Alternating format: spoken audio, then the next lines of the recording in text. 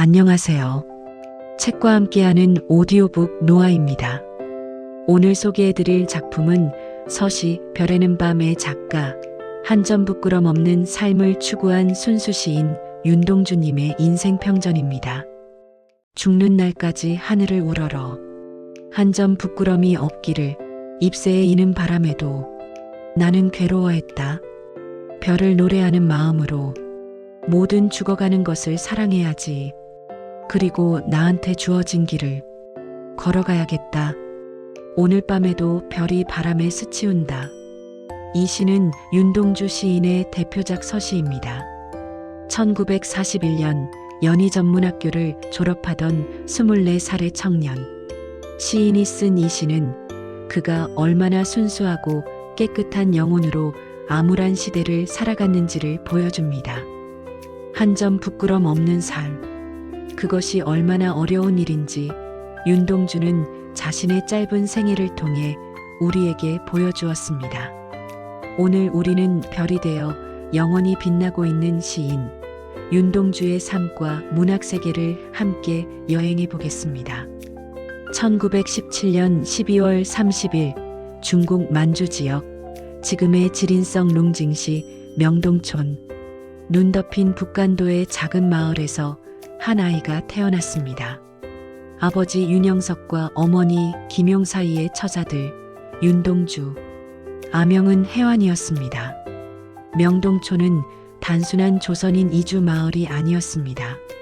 이곳은 1900년대 초 일제의 탄압을 피해 만주로 건너온 독립운동가들과 기독교 신자들이 세운 특별한 공동체였습니다. 조선의 자유와 독립을 꿈꾸는 사람들이 모여 살던 곳. 그들은 이곳에서 자녀들을 교육하고 민족 정신을 지키려 애썼습니다. 윤동주의 할아버지 윤하연은 이 마을의 기독교 장로였습니다. 그는 명동학교 설립에 참여했고 손자들이 민족의식과 기독교 정신을 함께 배우길 원했습니다. 윤동주는 이런 환경에서 자라나며 자연스럽게 민족의 아픔과 독립의 소망을 품게 되었습니다. 윤동주에게는 특별한 친구가 있었습니다. 바로 고종 사촌 형 송몽규였습니다. 2살 터울인 이 두 소녀는 어릴 때부터 형제처럼 자랐습니다. 함께 명동 소학교에 다니고 함께 책을 읽고 함께 조국의 독립을 꿈꾸었습니다. 훗날 둘은 함께 유학을 떠나고 함께 감옥에 갇히고 결국 같은 해에 생을 마감하게 됩니다. 운명은 이 두 청년을 끝까지 함께 가게 했습니다. 어린 윤동주는 총명하고 조용한 아이였습니다. 그는 만주의 드넓은 들판을 거닐며 별을 보는 것을 좋아했습니다. 밤하늘의 별들은 어린 시인의 마음속에 깊이 새겨졌고 훗날 그의 시 세계를 관통하는 중요한 상징이 되었습니다. 하지만 평화로운 명동촌의 일상은 오래가지 못했습니다. 1931년 윤동주가 14살 때 만주에 공산당의 테러가 만연하기 시작했습니다.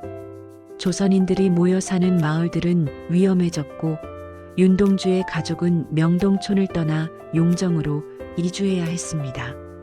고향을 떠나는 것, 14살 소년에게 그것은 어떤 의미였을까요? 윤동주는 훗날 자신의 시에서 끊임없이 고향을 그리워합니다.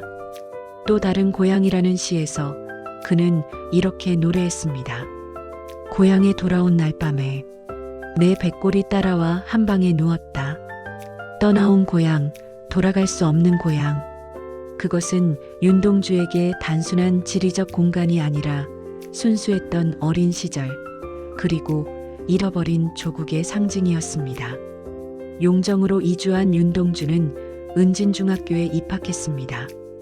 이 학교는 기독교 계열 학교였지만 일제의 신사참배 강요에 반대하다 1935년 폐교당하고 맙니다. 윤동주는 평양의 숭실중학교로 전학을 갔지만 이 학교 역시 신사참배를 거부하여 문을 닫게 됩니다. 결국 윤동주는 다시 용정으로 돌아와 광명중학교에 다니게 됩니다.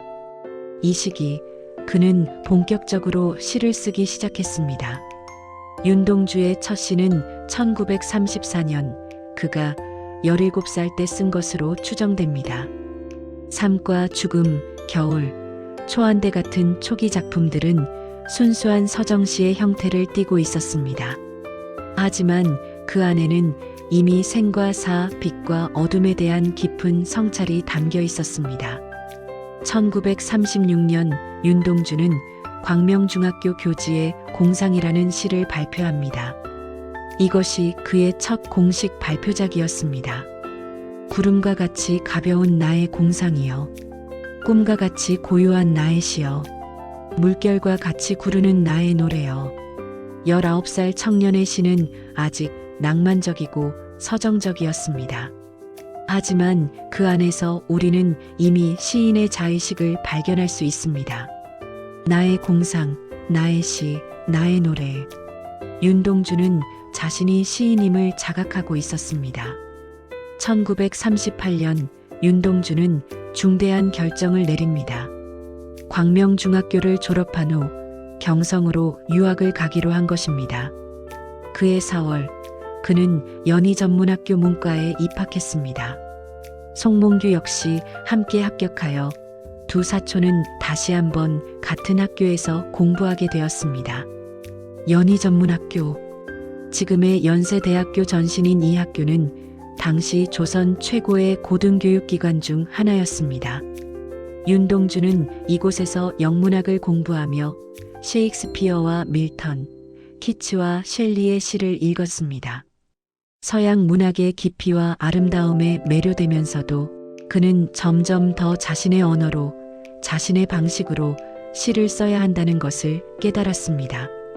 연희전문학교 시절 윤동주의 시 세계는 비약적으로 발전합니다. 그는 학교 기숙사와 하숙집을 오가며 밤늦게까지 시를 썼습니다. 학교 근처 안산을 산책하며 시상을 떠올리고 별이 빛나는 밤이면 창가에 앉아 노트에 시를 적어 내려갔습니다.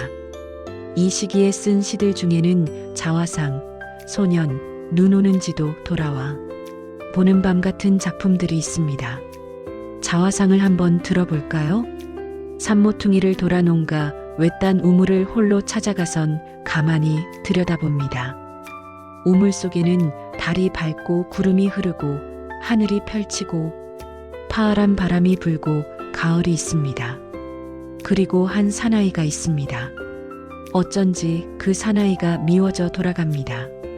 돌아가다 생각하니 그 사나이가 가엾어집니다. 도로가 들여다보니 사나이는 그대로 있습니다. 다시 그 사나이가 미워져 돌아갑니다. 돌아가다 생각하니 그 사나이가 그리워집니다.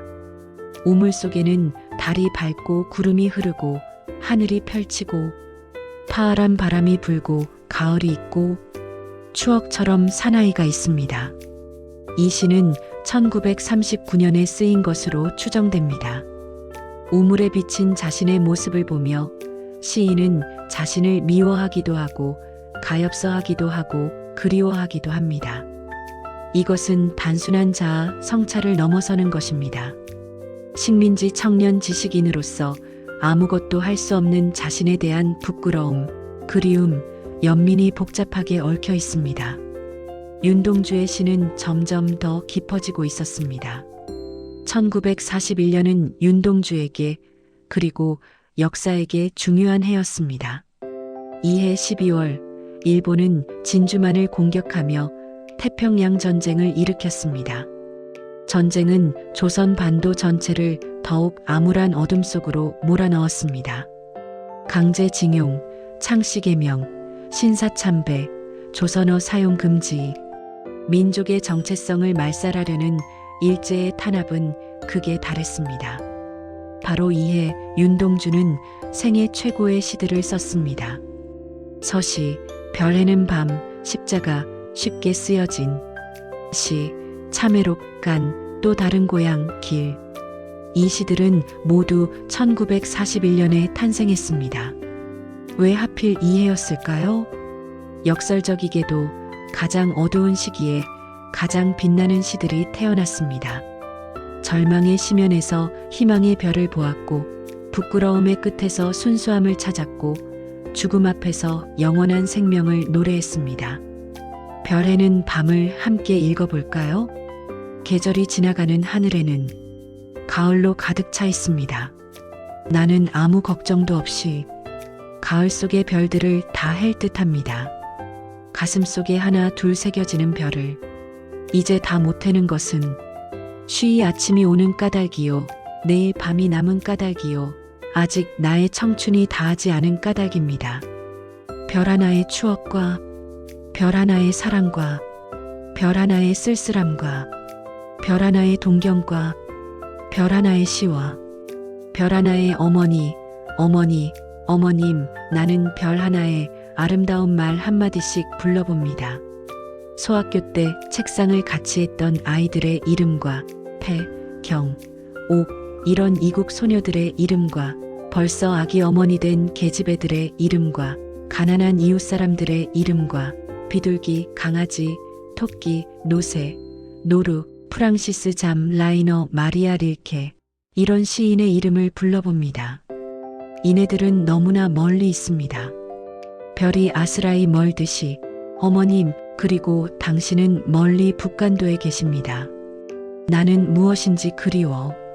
이 많은 별빛이 내린 언덕 위에 내 이름자를 써보고 흙으로 덮어버리었습니다. 따는 밤을 새워 오는 벌레는 부끄러운 이름을 슬퍼하는 까닭입니다. 그러나 겨울이 지나고 나의 별에도 봄이 오면 무덤 위에 파란 잔디가 피어나듯이 내 이름자 묻힌 언덕 위에도 자랑처럼 풀이 무성할 계획다. 이 시는 1941년 11월 5일에 쓰였습니다. 시인은 별을 세며 자신이 사랑했던 모든 이름들을 불러봅니다. 어린 시절 친구들, 이국의 소녀들, 가난한 이웃들, 동물들, 그리고 존경하는 시인들. 하지만 그들은 모두 너무나 멀리 있습니다. 북간도에 계신 어머니도, 고향도, 순수했던 과거도 모두 별처럼 아스라이 멀어져 갔습니다. 시인은 자신의 이름을 땅에 쓰고 흙으로 덮어버립니다. 왜일까요? 창씨 계명을 강요받던 시대, 조선인의 이름은 부끄러운 것이 되어버렸습니다. 하지만 동시에 그 이름은 자랑스러운 것이기도 했습니다. 자랑처럼 풀이 무성할 계획다라는 마지막 구절에는 절망 속에서도 포기하지 않는 희망이 담겨 있습니다. 1941년 12월 27일 윤동주는 연희전문학교를 졸업했습니다. 그는 자신이 그동안 쓴 시들 중에서 19편을 골라 자필로 시집을 만들었습니다. 졸업 기념으로 시집을 출판하고 싶었던 것입니다. 그는 정성스럽게 세 부의 자필 시고를 만들어 친구 이양아와 정병욱에게 한 부씩 주고 한 부는 자신이 보관했습니다. 시집의 제목은 하늘과 바람과 별과 시였습니다. 하지만 시집은 출판되지 못했습니다. 일제의 검열이 두려웠던 것입니다. 윤동주의 시는 겉으로 보기에는 서정시처럼 보였지만 그 안에는 저항과 각성의 정신이 숨어 있었습니다. 출판하면 위험할 수 있었습니다. 결국 이 시집은 윤동주가 죽고 3년이 지난 1948년에야 세상에 나올 수 있었습니다. 연희전문학교를 졸업한 윤동주는 일본 유학을 결심합니다. 당시 조선의 청년들에게 고등교육을 받을 수 있는 길은 많지 않았습니다. 일본으로 건너가 대학에 다니는 것이 유일한 선택이었습니다. 1942년 1월 윤동주는 일본으로 건너갑니다. 하지만 그 전에 치욕적인 일을 해야 했습니다. 창씨 계명입니다. 일본식 이름을 갖지 않으면 입학조차 할 수 없었습니다. 윤동주는 히라누마 도주라는 이름을 갖게 되었습니다. 자신의 이름을 버려야 했던 그 순간 시인의 마음은 어떠했을까요? 윤동주는 도쿄의立교대학 영문과에 입학했습니다. 송몽규는 교토의 도시샤 대학에 입학했습니다. 두 사람은 떨어져 있었지만 자주 편지를 주고받았고 방학이면 만나서 조국의 미래에 대해 이야기했습니다. 도쿄에서 윤동주는 계속 시를 썼습니다. 쉽게 쓰여진 시, 참외록, 강 같은 작품들이 이 시기에 쓰였습니다. 쉽게 쓰여진 시의 일부를 들어볼까요? 육첩방은 남의 나라, 시인이란 슬픈 천명인 줄 알면서도 한 줄 시를 적어볼까? 창밖에 밤비가 속살거려. 육첩방은 남의 나라, 시인이란 슬픈 천명인 줄 알면서도 한 줄 시를 적어볼까? 남의 나라에서 남의 이름으로 살아가는 식민지 청년의 비애가 절절히 담겨 있습니다. 시인이란 슬픈 천명이라는 표현에서 우리는 윤동주가 자신의 운명을 어떻게 받아들이고 있었는지 알 수 있습니다. 1943년 7월 14일, 운명의 날이 왔습니다. 윤동주와 송몽규는 일본 특별고등경찰에 체포되었습니다. 혐의는 치안유지법 위반, 즉 독립운동 선동이었습니다. 정확히 무슨 일이 있었던 것일까요?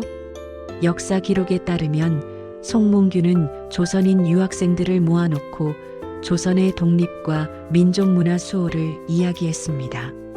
일본 경찰은 이미 송몽규를 요시찰 인물로 감시하고 있었고 그와 자주 어울리던 윤동주도 함께 체포한 것입니다. 실제로 윤동주가 적극적인 독립운동을 했다는 증거는 많지 않습니다. 하지만 그의 시를 읽어본 일본 경찰은 그 안에 담긴 저항 정신을 알아챘을 것입니다. 별을 노래하는 마음으로 모든 죽어가는 것을 사랑해야지. 한 점 부끄럼이 없기를. 나한테 주어진 길을 걸어가야겠다. 이런 구절들은 겉으로는 서정시처럼 보이지만 식민지 상황에서는 명백한 저항의 메시지였습니다. 1944년 2월 재판이 열렸습니다. 윤동주와 송몽규는 각각 징역 2년을 선고받았습니다. 윤동주는 후쿠오카 형무소로 이송되었습니다. 규슈 지방의 이 형무소는 사상범들을 수용하는 곳이었습니다. 좁은 독방, 형편없는 식사, 가혹한 노역. 27살의 시인은 이런 환경에서 하루하루를 견뎌냈습니다. 형무소에서 윤동주는 어떻게 지냈을까요? 그는 여전히 시를 생각했을 것입니다. 종이와 펜이 없어도 마음속으로 시를 지었을 것입니다. 별을 볼 수 없는 감방에서도 그는 마음속 별을 헤아렸을 것입니다. 건강은 점점 악화되었습니다. 영양실조와 가혹한 환경 때문이기도 했지만 알 수 없는 병이 시인을 괴롭혔습니다. 후대의 연구자들은 윤동주가 일본군의 생체 실험 대상이 되었을 가능성을 제기합니다. 당시 일본은 전쟁을 위해 인체 실험을 진행하고 있었고 조선인 정치범들이 그 대상이 되었다는 증언이 있습니다. 확실한 증거는 없습니다. 하지만 윤동주가 갑자기 건강이 악화되어 죽었고 그의 시신이 심하게 부어 있었다는 기록은 남아 있습니다. 1945년 2월 16일 새벽, 윤동주는 후쿠오카 형무소에서 숨을 거두었습니다. 공식 사인은 뇌일혈이었습니다. 향년 27세, 광복을 불과 6개월 앞둔 시점이었습니다. 만약 그가 6개월만 더 살았더라면 자유로운 조국에서 시를 쓸 수 있었을 것입니다. 만약 그가 살았더라면 한국 문학사는 어떻게 달라졌을까요? 하지만 역사에 만약은 없습니다. 송몽규도 윤동주가 죽고 며칠 후인 3월 4일에 같은 형무소에서 죽었습니다. 어린 시절부터 함께였던 두 사촌은 끝까지 함께 갔습니다. 당숙 윤영춘이 후쿠오카 형무소로 달려가 윤동주의 시신을 인수했습니다. 시신은 용정으로 옮겨져 동산 언덕에 묻혔습니다. 시인은 별이 되었습니다. 1945년 8월 15일 조선은 해방되었습니다. 하지만 윤동주는 이날을 보지 못했습니다. 그가 남긴 것은 약 110여 편의 시와 자필 시집 3부였습니다. 윤동주의 친구들은 그를 잊지 않았습니다. 연희전문학교 동기였던 정병욱은 윤동주가 맡겼던 자필 시집을 소중히 보관하고 있었습니다. 전쟁과 혼란 속에서도 그 시집을 지켜낸 것입니다. 1948년 1월 31일 윤동주의 3주기 추도식이 열렸습니다. 그리고 그해 2월 드디어 하늘과 바람과 별과 시가 세상에 나왔습니다. 정음사에서 출판한 이 작은 시집은 한국 문학사의 보물이 되었습니다. 갈색 벽지로 만든 표지, 작은 판형, 단순한 활자. 하지만 그 안에는 한 시인의 순수한 영혼이 고스란히 담겨 있었습니다. 시집은 사람들에게 깊은 감동을 주었습니다. 광복 후 혼란스러운 시기, 좌우 이념 대립과 전쟁의 위기 속에서 윤동주의 시는 사람들에게 순수함과 양심의 가치를 일깨워 주었습니다. 죽는 날까지 하늘을 우러러 한 점 부끄럼이 없기를. 이 구절은 수많은 사람들의 좌우명이 되었습니다. 윤동주의 시는 무엇이 특별한 걸까요? 첫째, 순수한 언어입니다. 윤동주는 어렵고 현학적인 단어를 쓰지 않았습니다. 하늘, 바람, 별, 길, 꽃, 잎새. 누구나 아는 쉬운 단어들로 깊은 의미를 전달했습니다. 이것이 더 어려운 일입니다. 쉬운 말로 깊은 뜻을 전하는 것. 윤동주는 그것을 해냈습니다. 둘째, 자기 성찰입니다. 윤동주의 시는 끊임없이 자신을 돌아봅니다. 자화상에서 우물에 비친 자신을 보고 참회록에서 자신의 부끄러움을 고백하고 십자가에서 자신이 져야 할 무게를 생각합니다. 십자가가 허락된다면 모가지를 들이우고 꽃처럼 피어나는 피를 어두워가는 하늘 밑에 조용히 흘리겠습니다. 이것은 단순한 낭만주의가 아닙니다. 식민지 지식인으로서 아무것도 할 수 없는 자신에 대한 괴로움, 그리고 그럼에도 불구하고 순수함을 지키겠다는 결의가 담겨 있습니다. 셋째, 보편적 인간성입니다. 윤동주의 시는 특정 시대와 상황을 다루지만 동시에 시대를 초월하는 보편성을 가지고 있습니다. 부끄럼 없는 삶을 살고자 하는 열망, 순수함을 지키려는 노력, 자신에게 주어진 길을 묵묵히 걸어가려는 의지. 이것은 모든 시대, 모든 사람들의 이야기입니다. 그래서 윤동주의 시는 80년이 지난 지금도 여전히 사랑받고 있습니다. 넷째, 상징과 이미지입니다. 윤동주는 구체적인 상황을 직접 묘사하지 않습니다. 대신 상징과 이미지를 사용합니다. 별은 꿈과 이상을, 하늘은 양심과 도덕을, 바람은 시대의 흐름을, 길은 각자의 운명을 상징합니다. 나한테 주어진 길을 걸어가야겠다. 이 한 구절에 얼마나 많은 의미가 담겨 있는지요.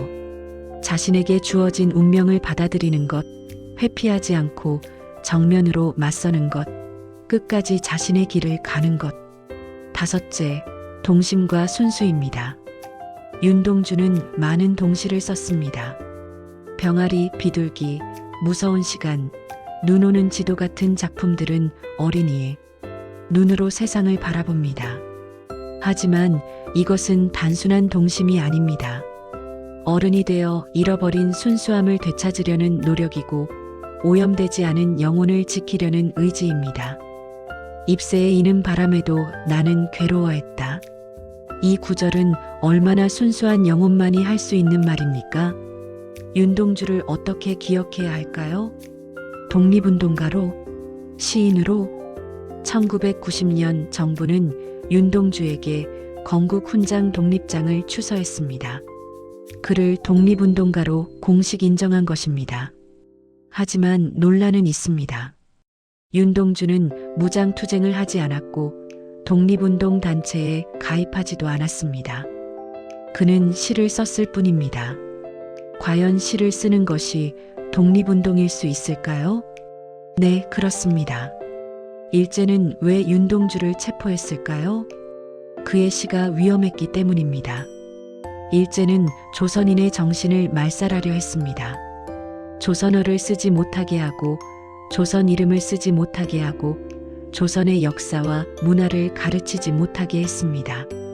이런 상황에서 순수한 우리말로 우리의 정서를 담은 시를 쓰는 것, 그것 자체가 저항이었습니다. 윤동주는 총을 들지 않았습니다. 하지만 그는 펜을 들었습니다. 펜으로 민족의 정신을 지켰습니다. 모든 죽어가는 것을 사랑해야지. 이 구절을 다시 생각해 봅시다. 죽어가는 것은 무엇일까요? 일제의 탄압 속에서 사라져가는 우리의 언어, 우리의 문화, 우리의 정체성이 아니었을까요? 윤동주는 그것을 사랑하고 기억하고 시로 남겼습니다. 그것이 그의 독립운동이었습니다. 동시에 윤동주는 한 사람의 시인이기도 합니다. 그의 시는 독립운동의 차원을 넘어서 보편적 인간의 문제를 다룹니다. 양심, 순수, 성찰, 사랑, 죽음, 영원. 이것은 민족의 문제이기도 하지만 동시에 모든 인간의 문제입니다. 그래서 윤동주는 독립운동가이면서 동시에 위대한 시인입니다. 윤동주의 대표작 몇 편을 좀 더 깊이 읽어보겠습니다. 먼저 십자가입니다. 쫓아오던 햇빛인데 지금 교회당 꼭대기 십자가에 걸리었습니다. 첨탑이 저렇게도 높은데 어떻게 올라갈 수 있을까요? 종소리도 들려오지 않는데 휘파람이나 불며 서성거리다가 괴로웠던 사나이 행복한 예수 그리스도에게처럼 십자가가 허락된다면 모가지를 들이우고 꽃처럼 피어나는 피를 어두워가는 하늘 밑에 조용히 흘리겠습니다. 이 시는 1941년 5월 31일에 쓰였습니다. 십자가는 예수 그리스도의 희생을 상징합니다. 시인은 자신도 십자가를 질 수 있기를 소망합니다. 하지만 교회당 꼭대기의 십자가는 너무 높습니다. 어떻게 올라갈 수 있을까요? 시인은 자신이 예수처럼 위대한 희생을 할 수 없다는 것을 압니다. 그래서 괴로워합니다. 하지만 마지막 연에서 시인은 결심합니다. 만약 십자가가 허락된다면, 즉 자신에게도 희생의 기회가 주어진다면 기꺼이 피를 흘리겠다고. 꽃처럼 피어나는 피라는 표현은 얼마나 아름답고도 비장한지요. 이 시는 단순히 기독교적 신앙을 노래하는 것이 아닙니다. 식민지 지식인으로서 무력한 자신, 하지만 기회가 주어진다면 기꺼이 희생하고자 하는 의지를 담고 있습니다. 다음은 간이라는 시입니다. 파란 녹이 낀 구리거울 속에 내 얼굴이 남아있는 것은 어느 왕조의 유물이기에 이다지도 욕될까? 나는 나의 참회의 글을 한 줄에 줄이자 만 24년 1개월을 무슨 기쁨을 바라 살아왔던가. 내일이나 모레나 그 어느 즐거운 날에 나는 또 한 줄의 참회록을 쓰자. 그때 그 젊은 나이에 왜 그런 부끄러운 고백을 했던가. 밤이면 밤마다 나의 거울을 손바닥으로 발바닥으로 닦아보자. 그러면 어느 운석 밑으로 홀로 걸어가는 슬픈 사람의 뒷모양이 거울 속에 나타나온다. 이 시는 1942년 6월 3일 윤동주가 도쿄에서 쓴 작품입니다. 간은 육체의 간을 뜻하기도 하지만 마음의 깊은 속, 즉 양심을 상징합니다. 파란 녹이 낀 구리거울은 오래되고 낡은 거울입니다. 그 속에 비친 자신의 얼굴을 보며 시인은 자신이 어느 왕조의 유물처럼 쓸모없어진 존재라고 느낍니다. 창씨 개명을 하고 남의 나라에서 공부하고 아무것도 할 수 없는 자신이 욕되다고 느끼는 것입니다. 그래서 참회록을 씁니다. 24살 1개월 자신이 살아온 모든 시간이 부끄럽습니다. 하지만 동시에 시인은 미래에도 또 부끄러워할 것을 압니다. 지금 이 부끄러운 참회마저도 나중에 보면 또 부끄러운 것이 될 테니까요. 끝없는 자기 성찰, 끝없는 부끄러움. 하지만 그렇기에 시인은 밤이면 밤마다 거울을 닦습니다. 자신을 돌아보고 성찰하고 조금이라도 더 부끄럽지 않은 사람이 되려고 노력합니다. 거울 속에 나타나 온다는 슬픈 사람의 뒷모양은 바로 시인 자신입니다. 혼자서 묵묵히 자신의 길을 걸어가는 외로운 모습입니다. 마지막으로 또 다른 고향을 읽어보겠습니다. 고향에 돌아온 날 밤에 내 백골이 따라와 한 방에 누웠다. 어둠 방은 우주로 통하고 하늘에선가 소리처럼 바람이 불어온다. 어둠 속에 곱게 풍화작용하는 백골을 들여다보며 눈물 찢는 것이 내가 아니라 백골이 눈물 찢는 것이라고 생각하며 나는 한 방 있었다. 이 시는 1941년 7월 20일에 쓰였습니다. 시인이 고향에 돌아왔을 때 그는 자신의 백골이 함께 있다고 느낍니다. 이미 죽은 자신 혹은 곧 죽을 자신, 고향에 돌아왔지만 살아있는 사람으로서가 아니라 죽은 사람으로서 돌아온 것 같은 느낌. 어둠 방은 우주로 통하고라는 구절은 개인의 방이 동시에 우주 전체와 연결되어 있음을 보여줍니다. 작은 개인의 비극이 동시에 우주적 비극이라는 것. 곱게 풍화작용하는 백골은 시간이 지나면서 서서히 사라져가는 것을 의미합니다. 그리고 시인은 눈물 짓는 것이 내가 아니라 백골이 눈물 짓는 것이라고 생각합니다. 살아있는 자신이 우는 것이 아니라 이미 죽은 자신이 슬퍼하는 것이라고. 이런 거리두기를 통해 시인은 자신의 비극을 더 깊이 응시합니다. 마지막 구절 나는 한 방 있었다는 단순하지만 강렬합니다. 그냥 있었다. 아무것도 하지 못하고 그저 있었다. 이것이 식민지 지식인의 슬픈 운명이었습니다. 오늘날 윤동주는 어떻게 기억되고 있을까요? 연세대학교에는 윤동주 기념관이 있습니다. 그가 다녔던 연희전문학교 자리에 세워진 이 공간에서 많은 사람들이 시인을 만납니다. 전국 곳곳에는 윤동주 시비가 세워져 있습니다. 서울 인왕산 윤동주 문학관, 용정의 윤동주 생가, 후쿠오카의 추모비. 사람들은 그곳을 찾아가 시를 읽고 생각하고 자신을 돌아봅니다. 학교에서는 아이들이 윤동주의 시를 배웁니다. 서시를 암송하고 별해는 밤을 낭송하고 자화상을 감상합니다. 음악가들은 윤동주의 시에 곡을 붙였습니다. 가수들은 그의 시를 노래하고 연극과 뮤지컬로 만들어졌고 영화로도 제작되었습니다. 2016년에 개봉한 영화 동주는 윤동주와 송몽규의 이야기를 다뤘습니다. 흑백 화면으로 촬영된 이 영화는 많은 사람들에게 감동을 주었습니다. 왜 사람들은 여전히 윤동주를 사랑할까요?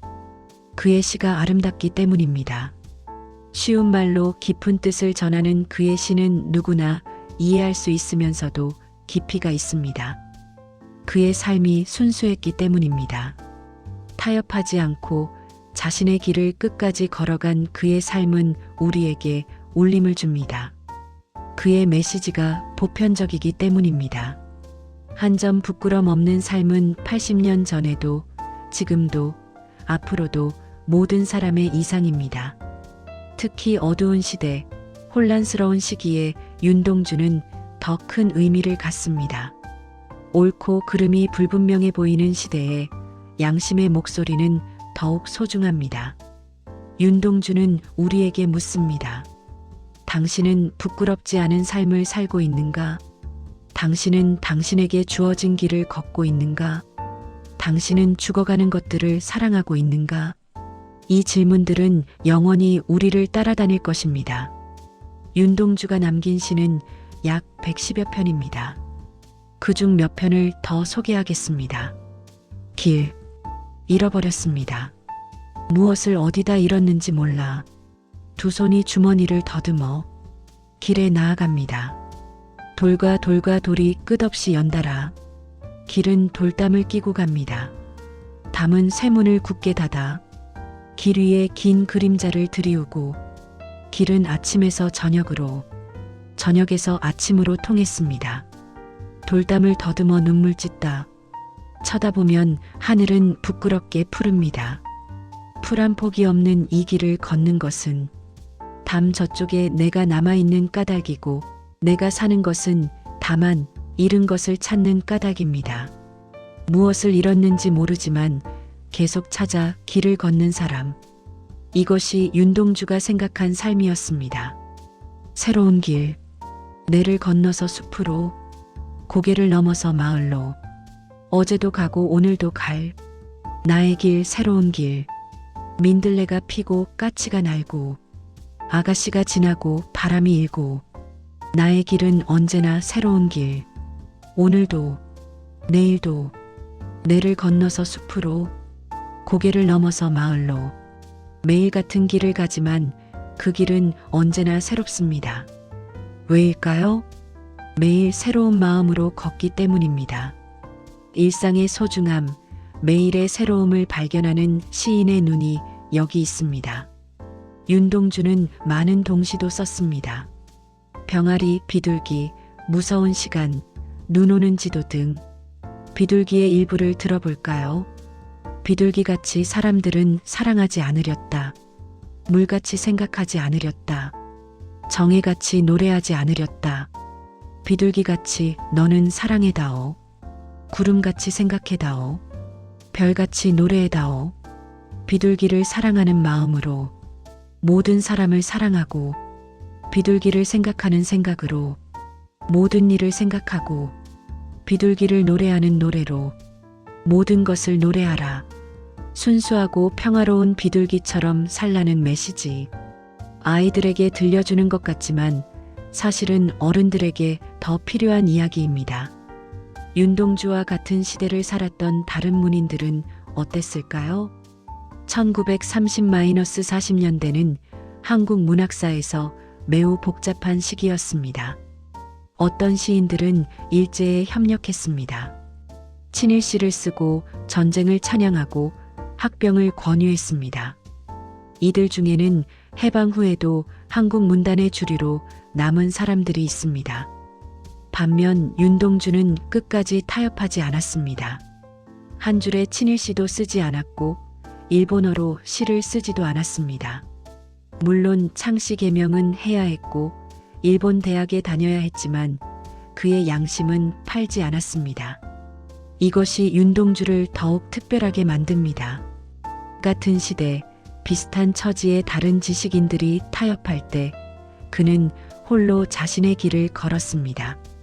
나한테 주어진 길을 걸어가야겠다. 이 구절의 무게가 여기 있습니다. 만약 윤동주가 광복을 맞았더라면 어떻게 되었을까요? 역사의 가정은 무의미하지만 한번 상상해 봅시다. 1945년 8월 28배 윤동주는 후쿠오카 형무소에서 풀려났을 것입니다. 고향으로 돌아가 가족들을 만났을 것입니다. 그리고 시를 썼을 것입니다. 해방된 조국에서 자유로운 시인으로. 하지만 현실은 그리 단순하지 않았습니다. 해방은 곧 분단이었고 좌우 대립이었고 전쟁이었습니다. 윤동주는 이런 혼란 속에서 어떤 선택을 했을까요? 그의 성향으로 보아 그는 아마 정치에 적극 참여하지 않았을 것입니다. 대신 교육자나 작가로서 조용히 자신의 길을 걸었을 것입니다. 6.25 전쟁을 겪으며 또 다른 깊은 시를 썼을 것입니다. 분단의 아픔, 전쟁의 비극, 그리고 그 속에서도 지켜야 할 인간성에 대해 1960-70년대를 거치며 한국 문단의 큰 어른이 되었을 것입니다. 젊은 시인들에게 조언하고 문학의 순수성에 대해 이야기하고. 하지만 이 모든 것은 상상일 뿐입니다. 윤동주는 27에 죽었고 그래서 영원히 27으로 남았습니다. 어쩌면 그렇기에 더 순수한 것인지도 모릅니다. 한 점 부끄럼 없는 삶을 추구한 순수 시인 윤동주님을 추모합니다. 시청해 주셔서 감사합니다.